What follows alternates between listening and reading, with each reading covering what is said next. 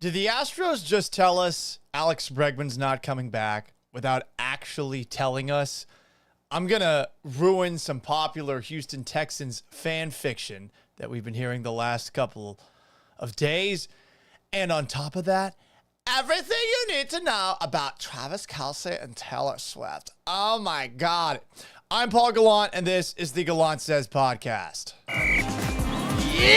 A radio show host in Seattle called Paul Gallant. Paul Gallant's wondering the same things a lot of people wonder. You are definitely living in the hindsight world today, Paul. Do you feel there's been a consistent theme with the interceptions? I think every interception really has a different story. I was just kind of curious what Paul gets to see. Grow up, are you kidding me? Paul Gallant, what the hell is wrong with you?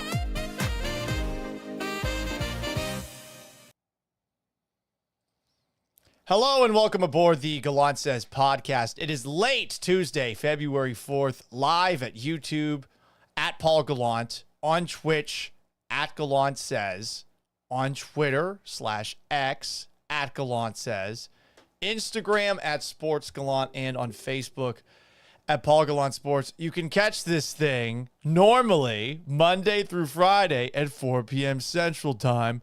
Paul, you have never done this at 4 p.m. Central Time on the dot. We're trying to get there. We're still trying to figure out what time works. At this point in time, my biggest goal is just to do this thing every single day. We'll also do it occasionally after major Houston sporting events. It's available after the fact wherever you get your podcasts, Apple, Spotify, and on SoundCloud. If you ever want to talk to the show right away and to cut me off mid-thought, super chat me on YouTube or Twitch, and I'll play this. Paul, stop talking. Listen. I'll stop talking, I'll listen, and I'll answer your question. You can ask me anything. But I will eventually get to your comments, so don't feel the need to pay. I just like the money. Okay? But I'm really doing this for you. For fun!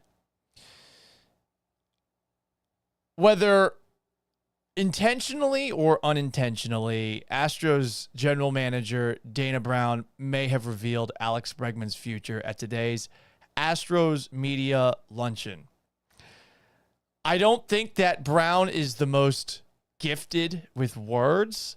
I think very often he ends up sounding like a politician promising things that are really unrealistic. And from time to time, he also puts his foot in his mouth. And I'm wondering if he did that today. So at the Astros Media Luncheon, he stood up at a podium before a separate media availability, and he twice spoke about free agent third baseman Alex Bregman in the past tense. While saying Alex Bregman's name a few times, he even said that the team lost Alex Bregman. So naturally, the reporters who were at this media luncheon, they started to ask some questions. Here is some Houston media with Astros general manager Dana Brown asking about the past tense remarks about Breggy. Ultimately, we're still having conversations about Bregman internally, and I could probably leave it at that. Okay. Conversations are being had internally. So does that mean that there's no dialogue outside of now Dyken Park? What's the frustration level on that progress or lack of? Which progress? On Bregman's situation, decision from their side, and I guess from your side as well. Yeah, I mean, Bregman's a free agent. You know, they can decide to do what they want to do, and as long as he's a free agent, we'll just continue to have our internal conversations about him still being available. That's a non-answer. I really wish that we actually had an audio or video recording of Dana Brown at the podium at this media luncheon so we could hear him mentioning Bregman in the past tense and then guess whether he's implying that he thinks Bregman is gone without actually saying it, a not so subtle hint, or if it was just a little bit of word vomit. That happens from time to time. I also think you have to be very careful with what you take away from sports press conferences. Coaches lie, players lie, general managers lie. More from Astros GM Dana Brown. He was asked after that question if he's spoken with super agent Scott Boras, who represents Breggy. Here is the Astros general manager. No, I have not talked to Boras recently, but we are still having conversations internally, and then I'll leave it at that. Keeps on mentioning internally. Has Boras talked to Jim recently? I don't know. Jim has not told me that. I'm sure Jim would have told me if he talked to him. The follow-up question was, hey, do you think Scott Boras has spoken with Jim Crane, the Astros owner?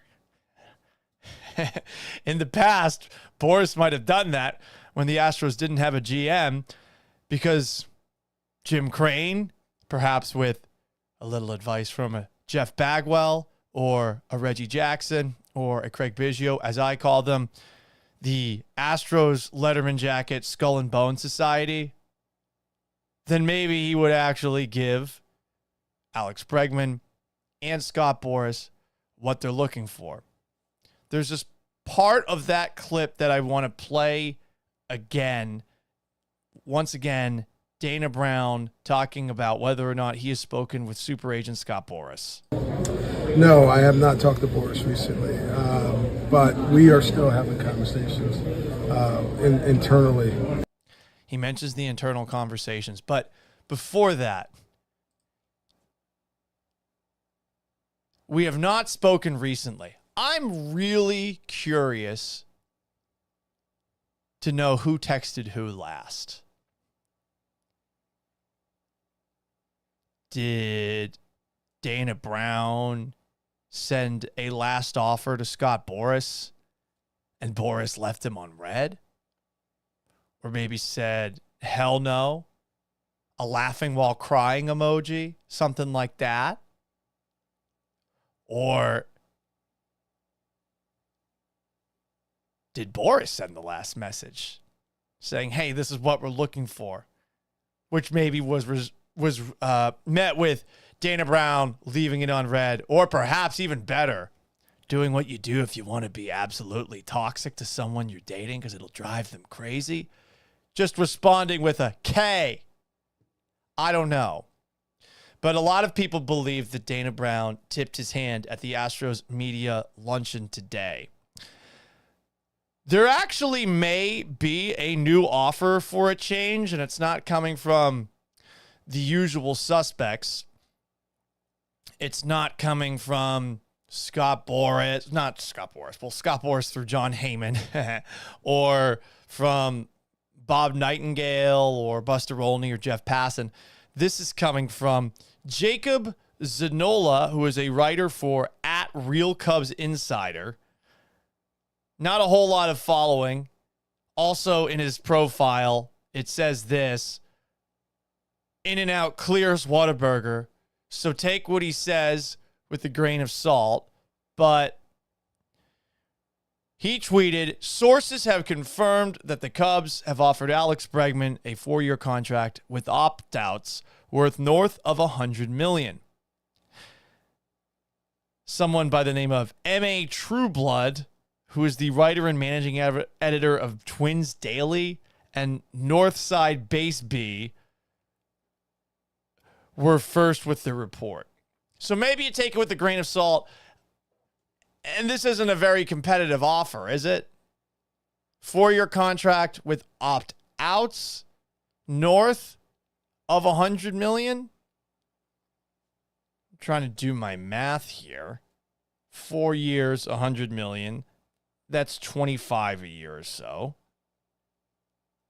But you're talking about Chicago. So you got all sorts of taxes there. And I would say, while many per Vegas look at both of those teams and think that they've probably got the same odds for this coming season, I don't think Bregman's going to look at it that way. He's probably going to look at the Astros and think that it's a better operation. You would think. 156 divided by 6, 26. So the Cubs are offering less. on a deal with opt-outs. Is he going to accept this? I don't know about that. But that's, I guess, the latest offer that we've seen for Alex Bregman. More from Dana Brown at the Astros Media Luncheon. He was asked about Jose Altuve wanting Bregman to return. Yeah, I mean, he expressed right in the end of the offseason he wanted that, how much he wanted Bregman back. I think him and Joe talked a lot about him wanting Bregman back. But Jose also understands, look, this is the business side of it. You know, the guy's a free agent. He worked his entire career to get to the point of becoming a free agent, and it's his prerogative that if he wants to shop around and look for other clubs. I wonder what that question was trying to accomplish, because that was a non-answer by Dana Brown. Asking Brown if he factored Altuve's thoughts in. You're trying to guilt trip him? Trying to pull some Catholic guilt here?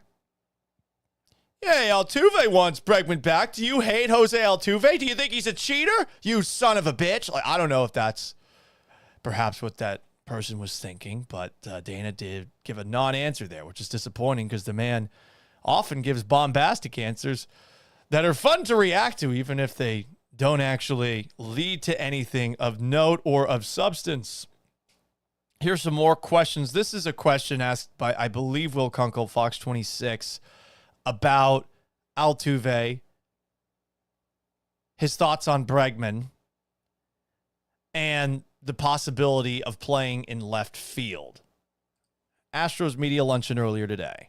Have you had to have special conversations with Jose about, whether it be left field or with Alex, just because he was so vocal about it, or does he just simply understand the business side? Yeah, I think, that's, for Joe, for the most part, in terms of Altuve. You said Altuve? Yeah. That's Look at him. Oh, you're talking about Altuve?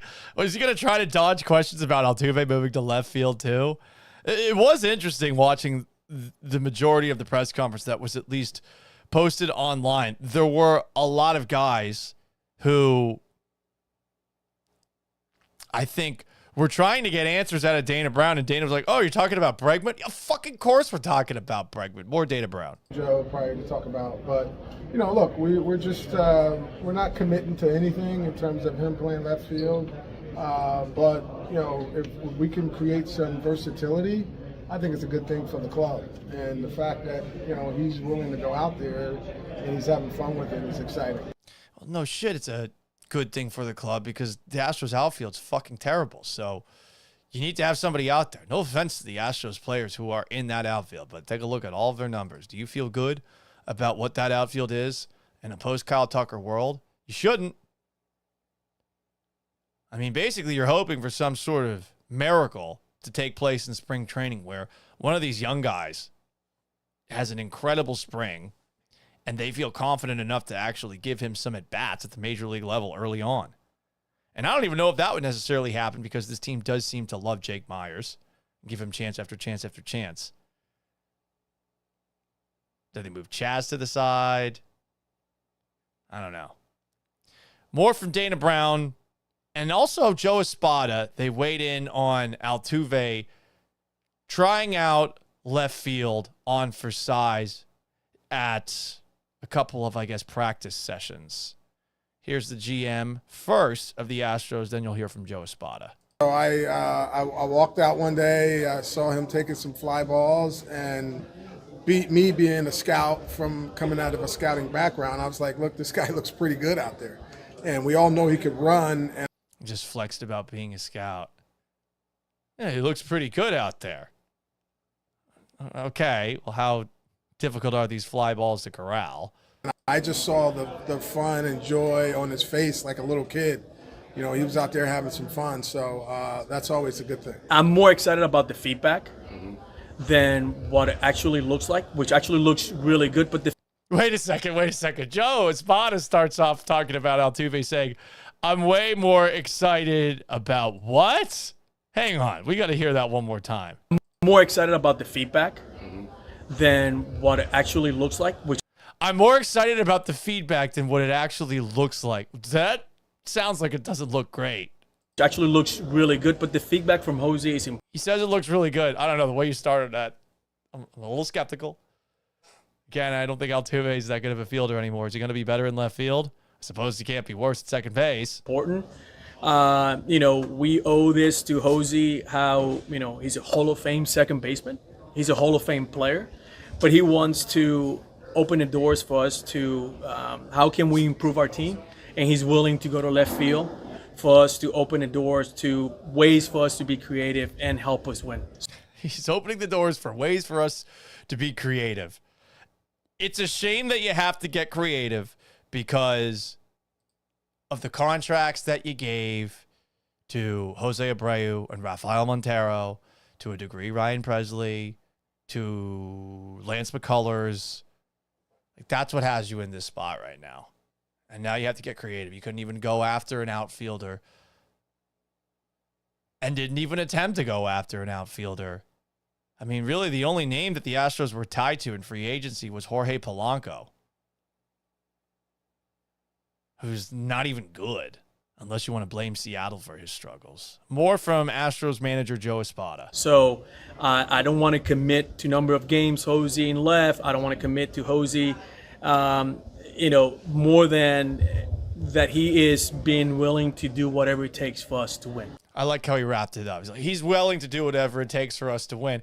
But, I mean, you heard him there. He starts off saying that, he's more excited not about what he's seeing, even though he did try to clarify it right there.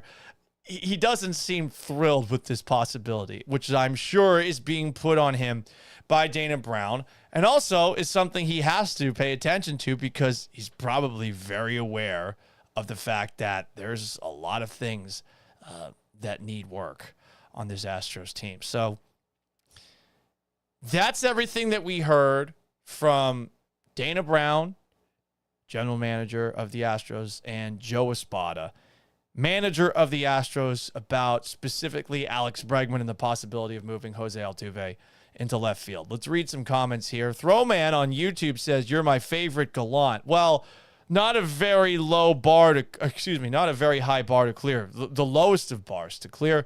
As Largo Ghost brings up on Twitch, you're my third favorite Gallant after Yoav.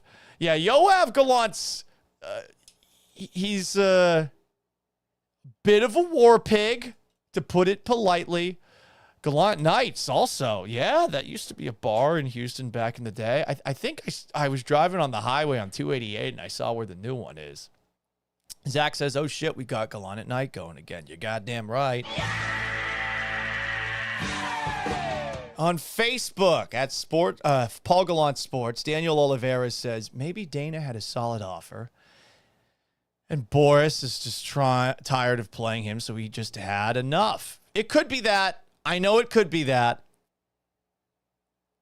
I think whatever the case, there's a chance that Bregman is looking at this deal and is thinking, they're not respecting me properly. I'd like to think that Bregman is leaving this entirely to Boris, thinking that Boris is going to get him the most possible. And right now, Boris is doing everything he can to get more.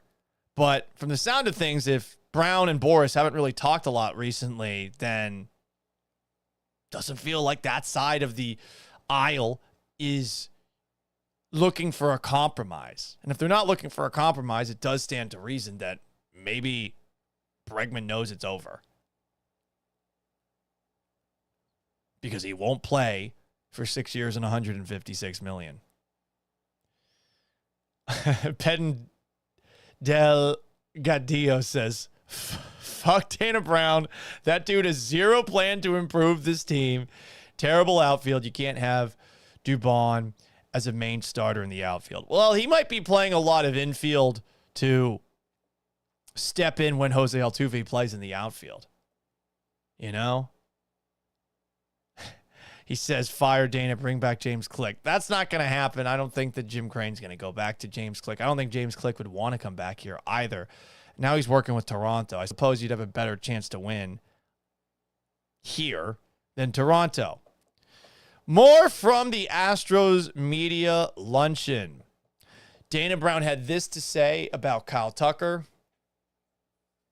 even though it was really good to move him, it was something we thought we should do to sustain the winning.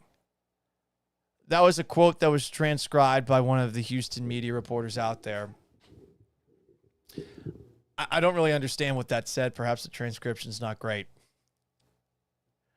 It was something we thought we should do to sustain the winning. Trading Kyle Tucker does not seem like it's going to sustain the winning in the short term unless you really think that the Astros are going to get the absolute most out of Hayden Wesneski, the pitcher that they got in that trade with Chicago, or Isaac Paredes, you think he's going to hit a ton of home runs to the Crawford boxes. That seems more likely than Wesneski stepping up. But hey, look, the Astros have done a really good job with pitchers, and we saw what happened with Yusei Kikuchi. Patin Delgadillo. Hopefully I got it right that time, bro. More from the Astros Media Luncheon. Dana Brown was asked about Cam Smith, the biggest piece that the Astros got in the Kyle Tucker trade. Here's what they had to say about the third base prospect. Yeah, once we get to spring training, we'll have a better feel for where he'll start. I know last year he finished up in AA, but, you know, we see him as a guy that could really carry a team in the middle of the lineup. So he's got big-time power. He's a big human being. He's got great makeup, and he comes to play. And so he loves playing baseball. And so we have really a promising future with him. And what about his makeup tells you that he's capable of leading a batting order? Yeah, very intense and really good aptitude. Like very, very good aptitude. Listens well, takes instructions, can follow through. Got a chance to watch him do some baseball activities down at the complex in West Palm a couple weeks ago, and very impressed to be up that close to him and just to see how big he is. He's a massive dude. So Cam Smith's huge. At some point, and this was not caught on video or in audio form, which would have been helpful, much like that weird Kyle Tucker quote that I read that I don't think made any sense. Brown said about Cam Smith, quote, "I think he has a chance to be an aircraft carrier." End quote. What the fuck does that mean? An aircraft carrier?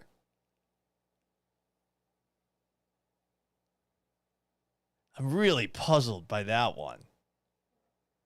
Have aircraft carriers mattered all that much in recent years? I know they were huge in World War II.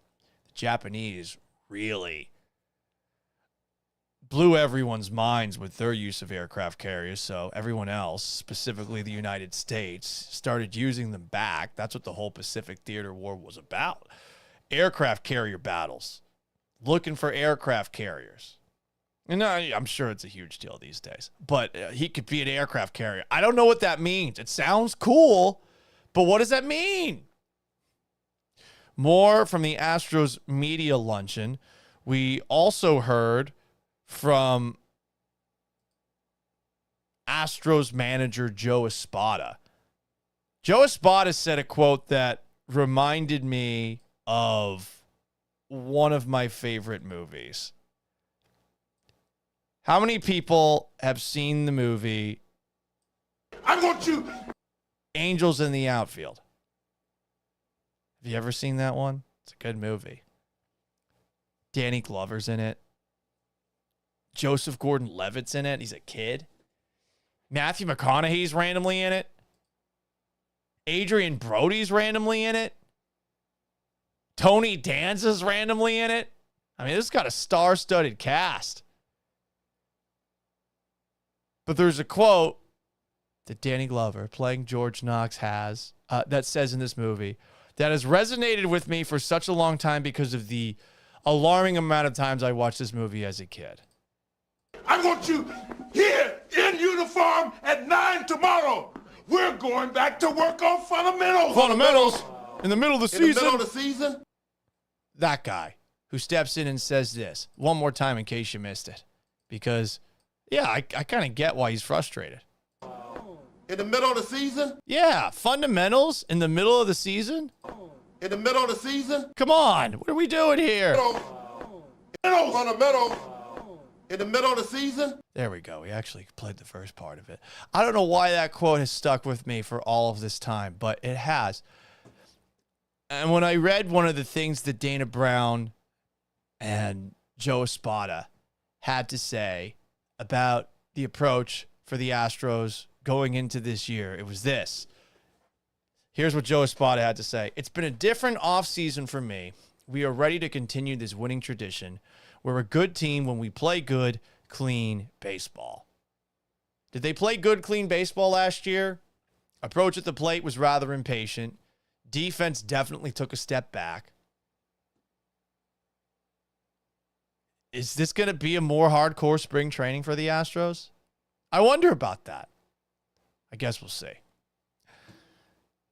Espada also weighed in on Lance McCullers, as did Dana Brown, about McCullers, quote, they're not really thinking about a decision on starter or bullpen, but he is going to help the team this year. He's going to help the team. Well, I feel like we've been saying that for a lot of years in a row. Brown had this to say about McCullers. I'm really fired up about Lance McCullers, but you can't rush it, particularly if you've had setbacks. From the reports I'm getting, he's throwing 90. He's on a good track right now. Hard for anyone to be fired up about Lance McCullers. Like, I'm really curious if we're ever going to see the best version of Lance McCullers that we can. Again. So that's the press conference and media availability side of the Houston Astros Media Luncheon, which took place earlier this afternoon. But that wasn't all that we saw at the Astros Media Luncheon. Guys, guess what? They've got a brand new slogan for 2020. The stars are shifting, but the foundation we've built is rooted in defining the standard. Except for without Kyle Tucker and Alex Bregman this time. Success doesn't come without trials. Calluses from the consistency. Our fans, they expect greatness. We did not get greatness last year, to be fair. We demand it. We do demand it. And again, we didn't get it last year. It's a God-given birthright to begin the playoffs of the American League Championship Series. That's where the first round of the playoffs starts here in Houston. The pressure doesn't break us. It sharpens us. Unless they play the Detroit Tigers. For every early workout, every extra inning, for all 162. Reaching the pinnacle isn't luck. It's persistence through the storm. It also helps to be in the American League West, especially when you get off to the shitty start that the Astros did get off to last year. We know who we are and what we're after. You can try to shutter the Stros, but the window is always open. Oh, now they're just quoting Jim Crane. How much of a boner did he get from that?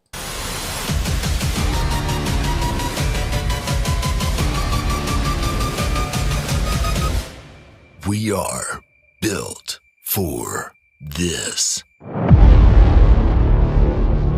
right, they got to move in a little bit. Look, the Astros are built for this. They've been there and done that so many damn times. The American League West is wide open, and I do think that if they get healthy by the end of the year, they're going to have some of the best pitching in the sport. The real question is, are they going to be able to figure out how to get any offensive production out of their outfield this year? How much is Altuve going to have to play out there? How much is Yordan Alvarez going to have to play out there? Does one of these prospects actually step up and contribute in a meaningful way? But if you can win the American League West, that is really all that matters. And what you do after that, do you go on a crazy run like the Texas Rangers did a couple of years ago? Do you go and get hot at the right time? Did feel like the Astros were getting hot at the right time last year. And then, yeah, obviously what happened against Detroit happened. Largo says on Twitch, Gallant Says, bury me in the medical center, talking about Lance McCullers. Petine Delgadillo, if I got your name right, I hope I did. If I didn't get it right, I'm sorry. Why is it I'm getting pissed in the preseason? For fuck's sake. I'm sorry, bro. I'm sorry. Dorino1 says, I feel like hoping for Lance to come back and do everything is his definition of insanity on Twitch. Yeah, it is. It is. I know. So I'm going to give you guys something, okay? I know that you guys need a little something. After all, it is 11:20. Hit it! Astros.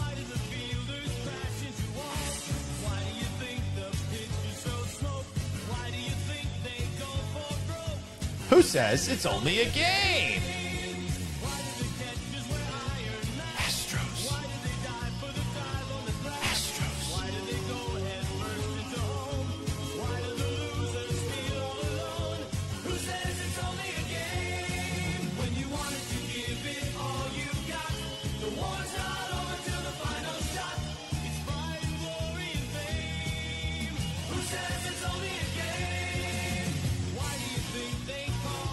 Astros. Astros. Astros.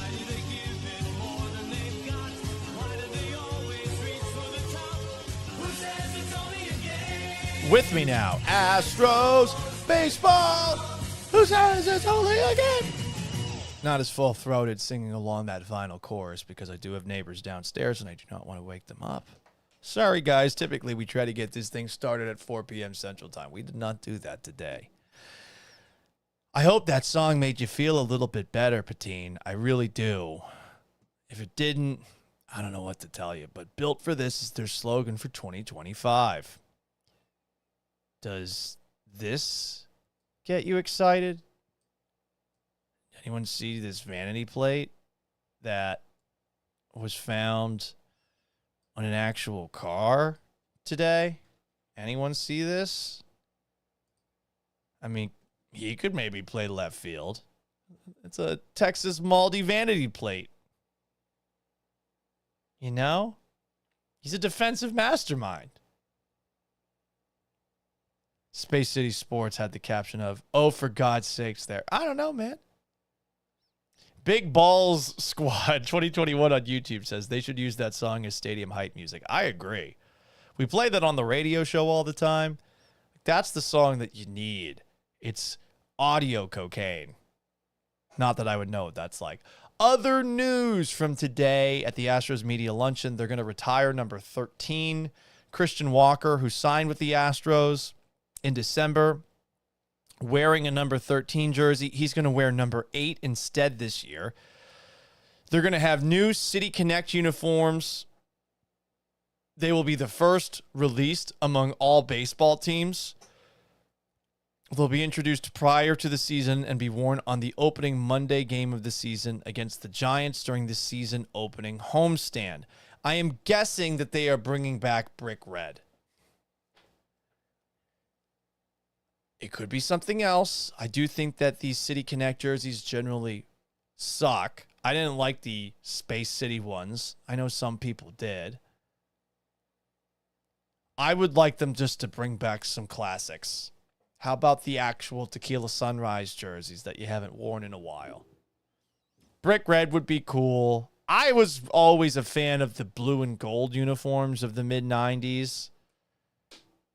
The ones that they were wearing when they had Randy Johnson for a cup of coffee. I say that because I used to love playing Ken Griffey Jr. baseball on the N64 with those Astros teams. But we'll see. Whatever the case, it's always fun to buy new merch. The thing I don't like about the brick jerseys is when I was watching Astros Yankees a couple of years ago at Minute Maid Park, I saw a guy walking around wearing a Roger Clemens jersey, and it was the Astros Clemens jersey that has pinstripes, and I wasn't sure from behind whether or not it was an Astros jersey or a Yankees jersey. As far as Daikin Park goes, no update on whether or not the air conditioning will actually fucking work, but all Minute Maid Park signage is going to be turned over by opening day and changed to Daikin Park. As early as tomorrow, work on some of the exterior signage begins. They're starting with the exterior. And the train is not going to be gone. It's getting refurbished for the 25-year anniversary of the park. It's going to have a tribute to 25 years. The new design and theme will be revealed on opening day. I have some advice. Do not use Enron. I get it. 25 years ago, that's what the ballpark was named after. Don't do that. Okay? Don't do it. And on top of that, guys, perhaps most important of all, Tuesdays will continue to be Dollar Dog Day at Daikin Park. All that D. Hell yeah. So that's the latest on hot dogs and your Houston Astros. Speaking of hot dogs, you know who doesn't hot dog? Wide receiver / white receiver, Cooper Kupp. So if you missed this yesterday, Cooper Kupp, Rams wide receiver, posted this on X / Twitter. I was informed that the team, speaking of the Rams, will be seeking a trade immediately and will be working with me and my family to find the right place to continue competing for championships. I don't agree with the decision and always believed it was going to begin and end in LA. Still, if there's one thing that I've learned over the years, there are so many things that are out of your control.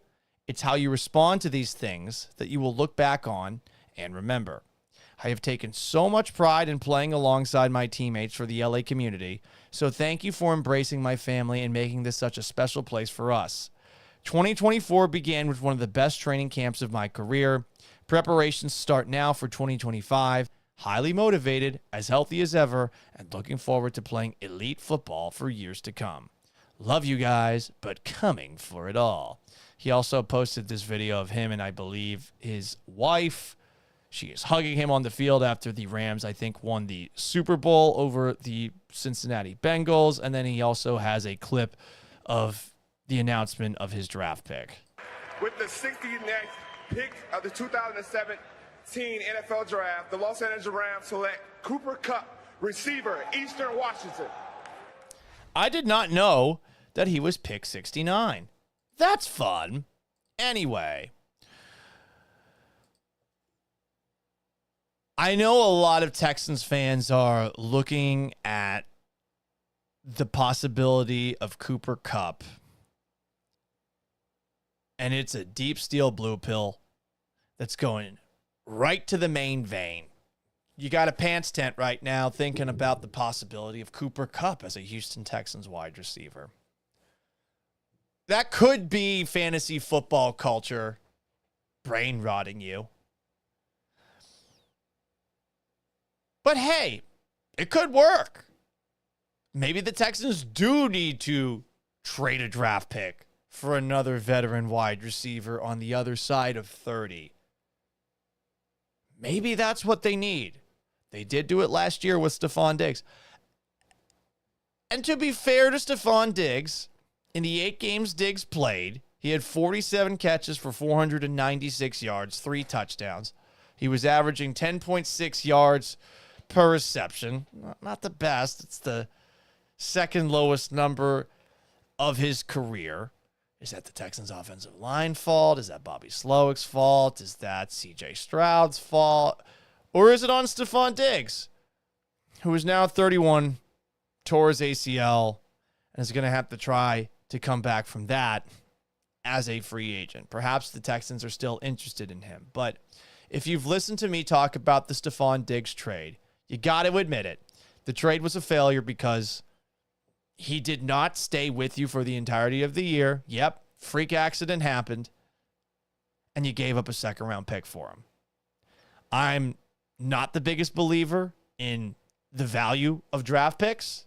I do think that when you can get a veteran for something like a second-round pick or a third-round pick, you jump at the chance. But when the guy gets hurt and speed and agility are a huge part of his game, you got to wonder, if he's going to be able to come back the same guy.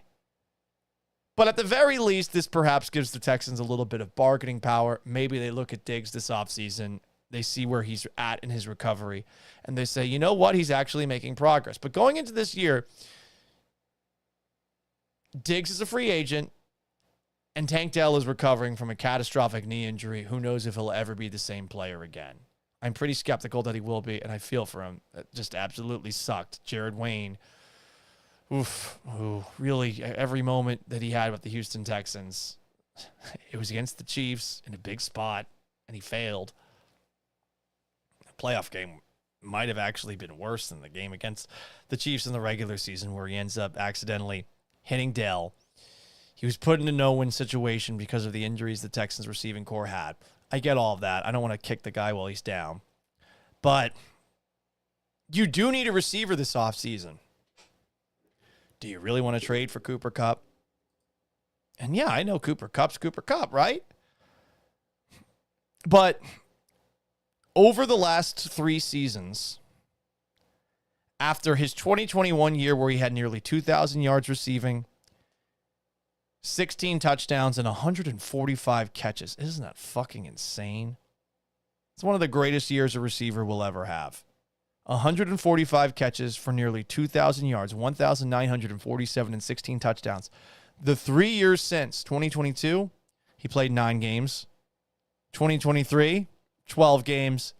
2024, 12 games.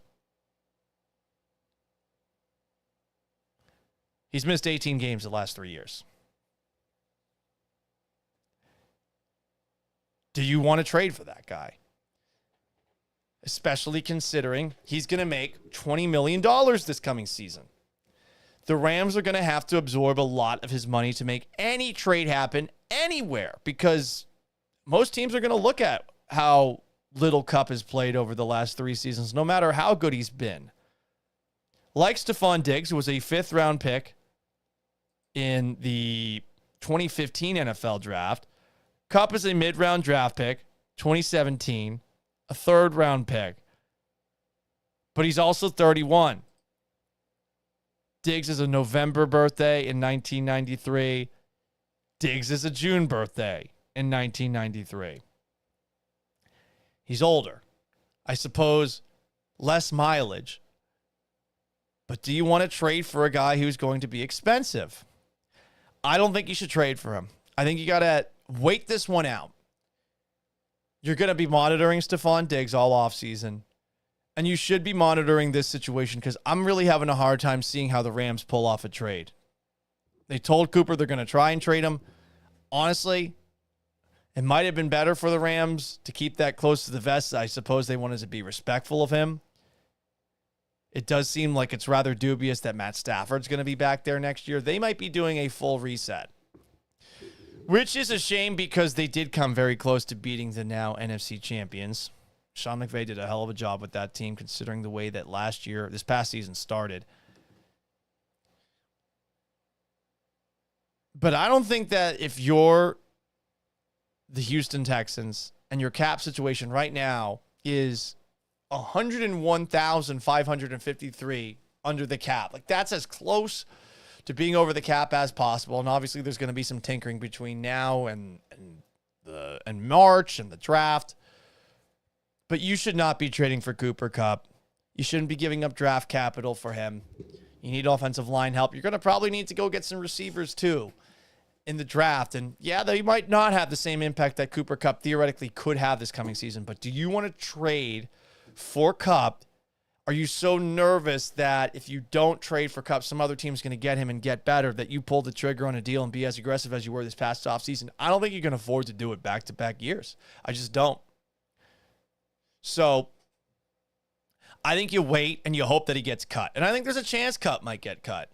And if Kupp gets cut, your organization, frankly, even with the issues that Bobby Slowick and the offensive line and Stroud had last year, with Slowick gone and now Nick Caley, the offensive coordinator, who, of course, used to work with Cooper Kupp, not directly. He was the tight end coach and passing game coordinator in L.A. I'm not 100% sure how the passing game coordinator converses with the wide receivers. I'm sure that he does. Was he as hands-on as the wide receivers coach? Whatever. That's neither here nor there. If Kupp gets cut, this is going to be the most attractive destination for him. You got a young quarterback. You got a coach that you've got some familiarity with. You've got a system that is probably going to be pretty similar to what you ran in LA. You have a quarterback in C.J. Stroud who's obsessed with the Rams, obsessed with Matt Stafford, and probably obsessed with Kupp, who wants to throw to Kupp. And you got a coach with familiarity with you who's going to know how to use you, even if you're maybe not the same guy that you used to be. So these all sound like reasons to pull the trigger on a trade for Kupp, right? No. Do not trade for Kupp. I think there's a very good chance that the Rams are going to end up releasing him. If not, if it's one of those teams that was terrible last year or that has a lot of cap space, maybe it's the Patriots. Maybe they pull the trigger and they offer a lot. But those are the only teams that should be offering a lot to get someone like Cooper Kupp, who might not be the same guy anymore. He's 31, and he's missed 18 games the last 3 seasons. That's something to be concerned about. No more trades for wide receivers. Getting Giggs was a gamble. Stephon Diggs was a gamble that did not pay off. Sometimes you have a good hand in blackjack. Having C.J. Stroud and Nico Collins and Stephon Diggs and Tank Dell was a great hand. And sometimes that great hand still doesn't win you anything. Diggs played 8 games for you. Do you want to trade for a guy who played 9 games in 2022, 12 games in 2023, 12 games in 2024? I don't think you do. What you do, you monitor Stephon Diggs' recovery. You call about Cooper Kupp, but you should wait on both. Don't get into bidding war for either. Diggs is coming off a season that he had the second fewest yards per catch of his career, and Kupp is coming off of a season where he tied for the fewest yards per catch of his career and had the fewest first downs. Second fewest first downs of his career. Like, it wasn't a good year for him. At least by his standards. 67 catches for 710 yards and 6 touchdowns. That's not enough to give up a lot for him. Speaking of whitey pass catchers, how about Travis Kelce and the catch of his life, Taylor Swift?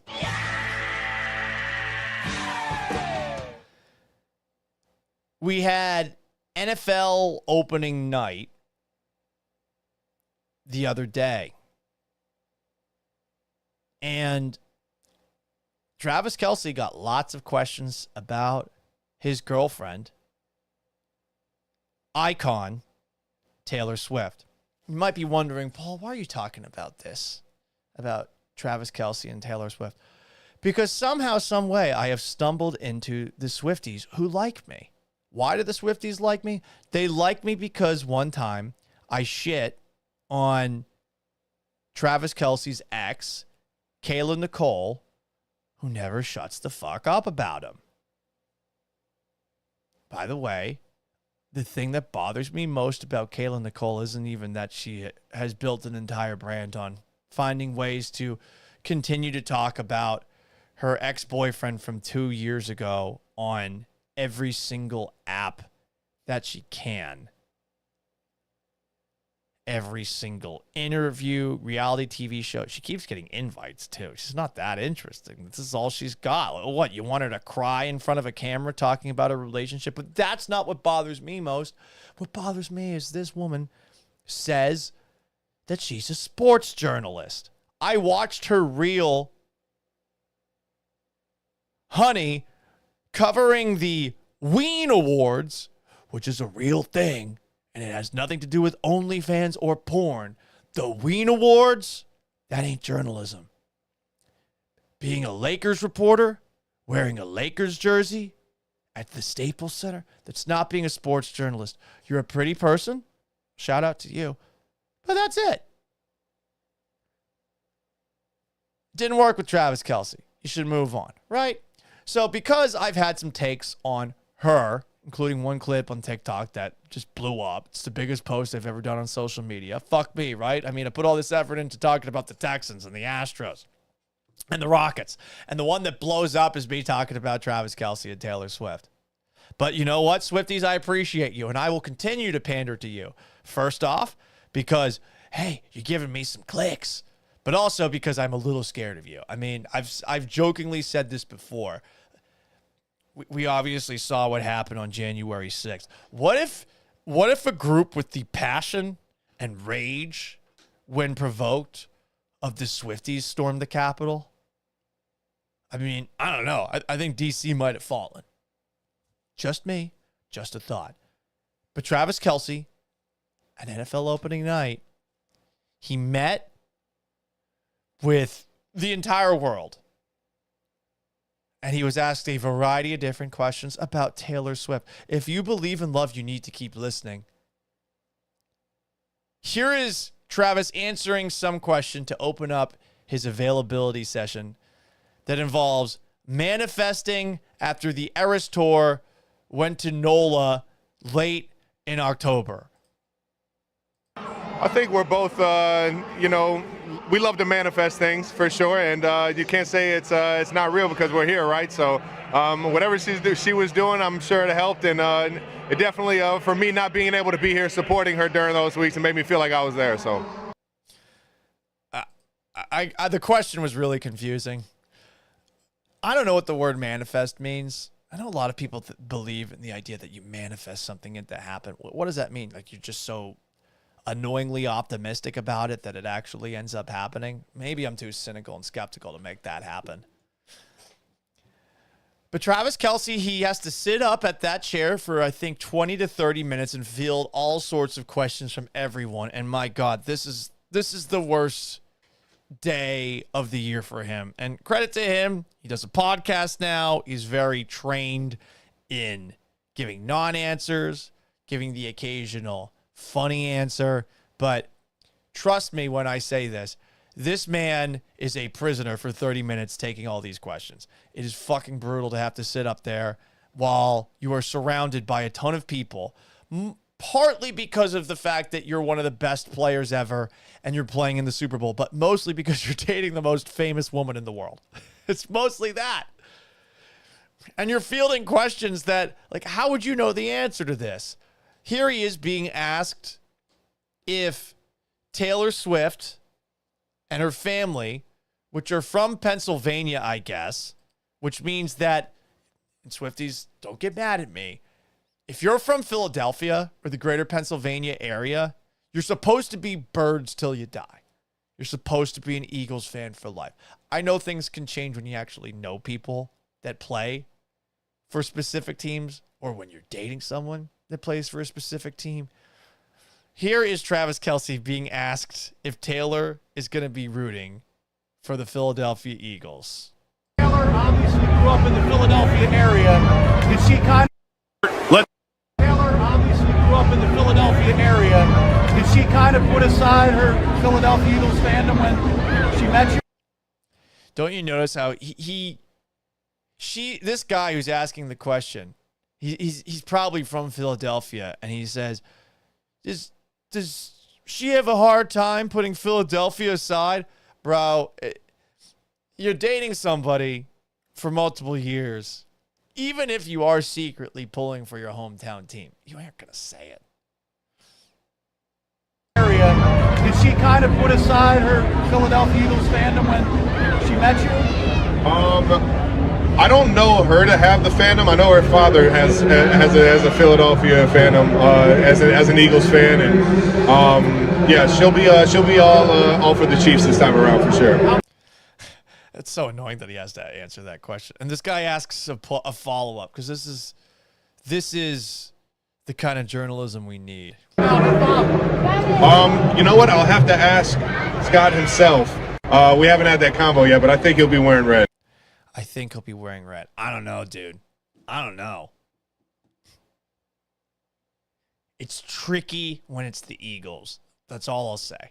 As far as diehard NFL fan bases, and I say this because half of my family's from Philadelphia,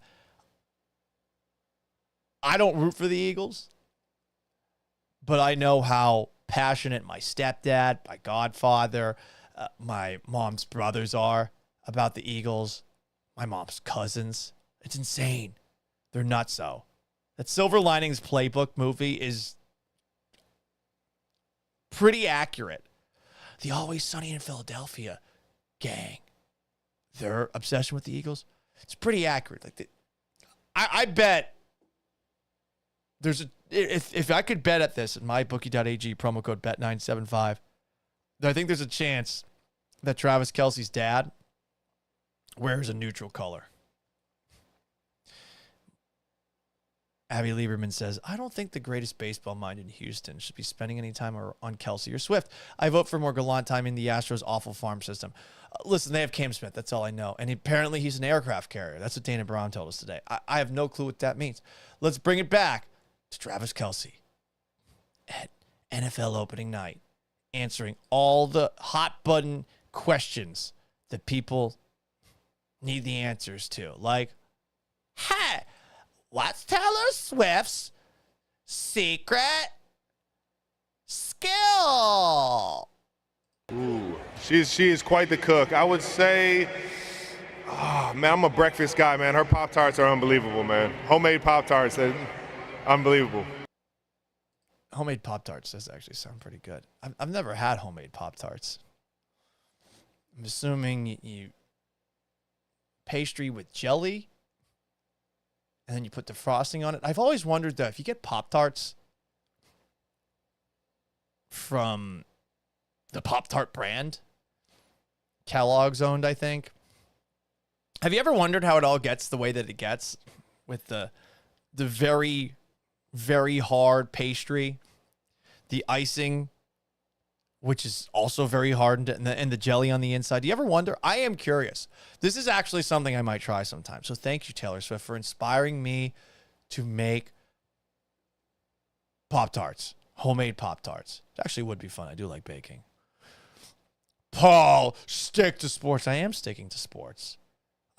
I'm inspired to make Pop-Tarts thanks to Taylor Swift, and Travis Kelce is inspired to go for a three-peat thanks to Taylor Swift. Here he is talking about it. He actually said this. Come on, guys. This is not me being facetious.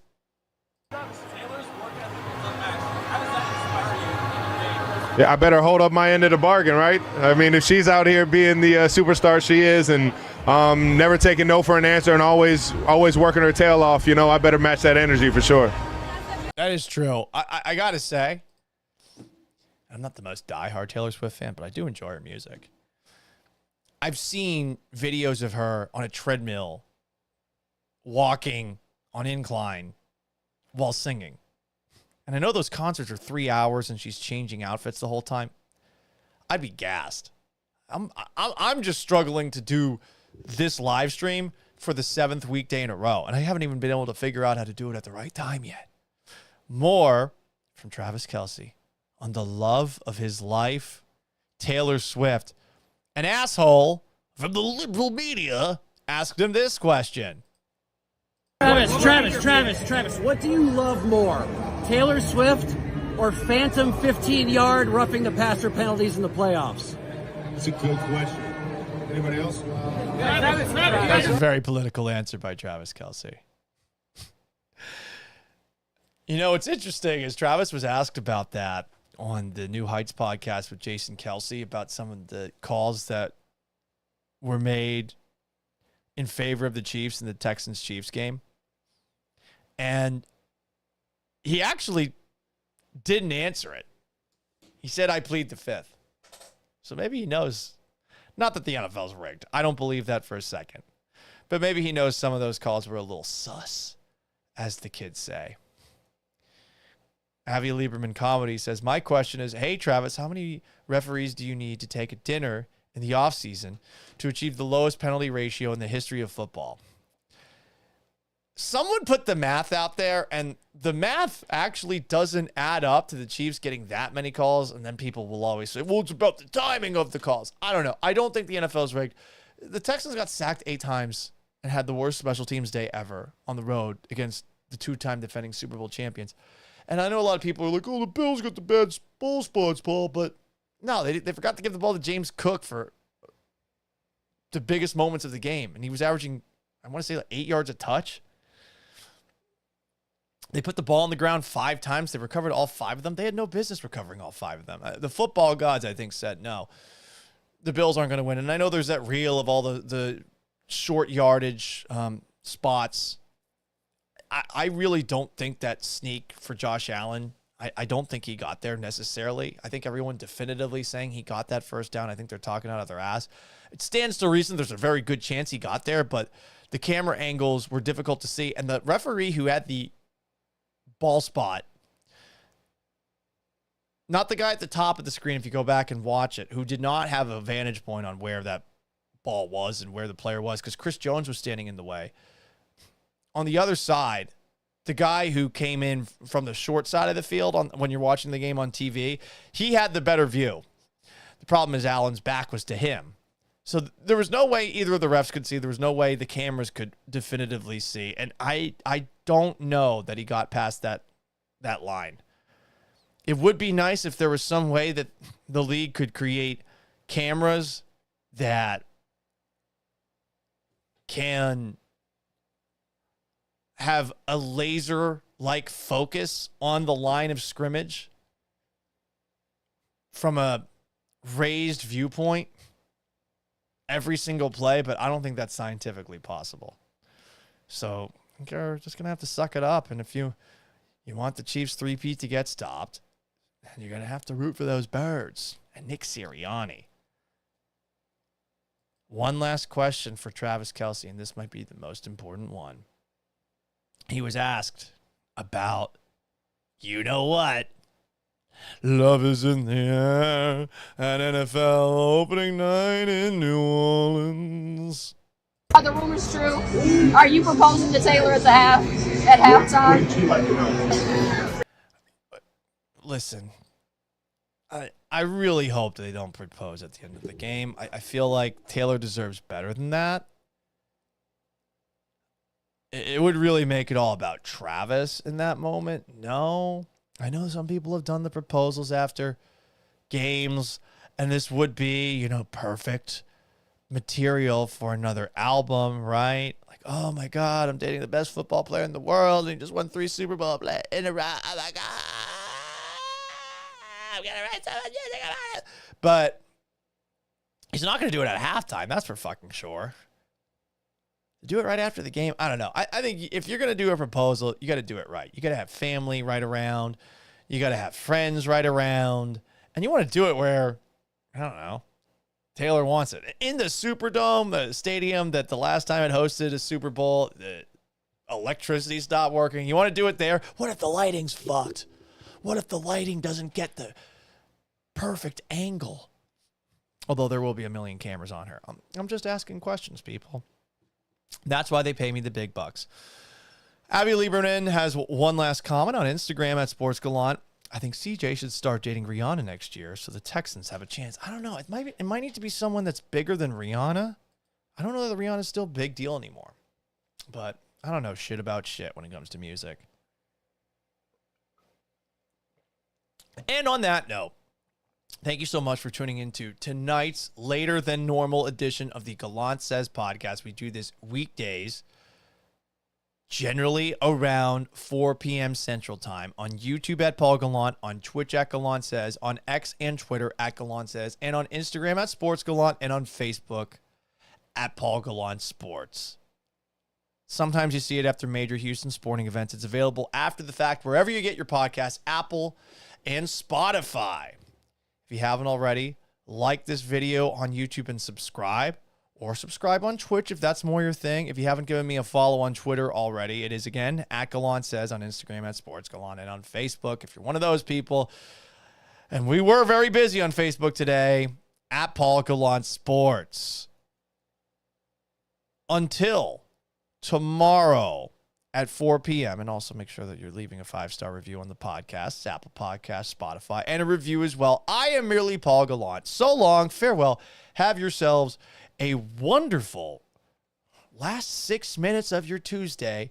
I'll be back at it on Wednesday.